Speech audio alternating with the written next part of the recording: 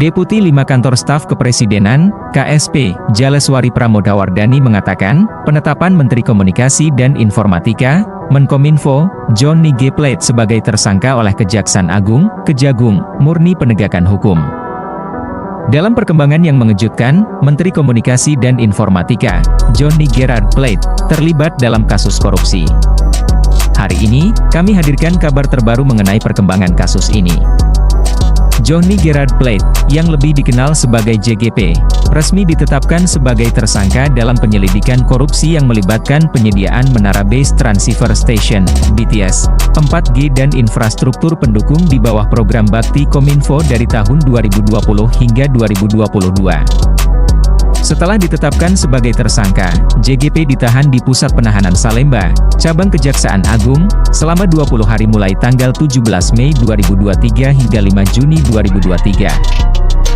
Kejaksaan Agung menekankan bahwa keputusan menetapkan JGP sebagai tersangka dan menahannya didasarkan semata-mata pada penegakan hukum dan tidak ada motif politik di dalamnya. JGP dijerat dengan dakwaan melanggar Pasal 2 Ayat 1, dan Pasal 3 Undang-Undang Tindak Pidana Korupsi Junto Pasal 55 Ayat 1, Sub-Ayat 1 Kitab Undang-Undang Hukum Pidana. Pengumuman ini dilakukan setelah JGP menjalani pemeriksaan ketiganya terkait kasus tersebut. Sebelumnya, JGP telah menjalani pemeriksaan pada tanggal 14 Februari 2023, 15 Maret 2023, dan akhirnya, pada tanggal 17 Mei 2023, di mana dia tampil sebagai saksi dan diperiksa selama 2 jam dari pukul 9 hingga pukul 10.30 WIB.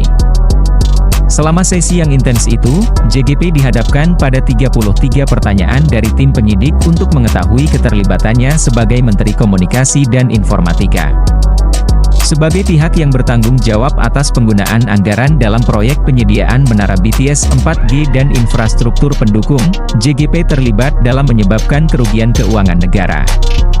Menurut perhitungan Badan Pengawasan Keuangan dan Pembangunan, BPKP, kerugian keuangan yang diperkirakan mencapai Rp8,032 triliun.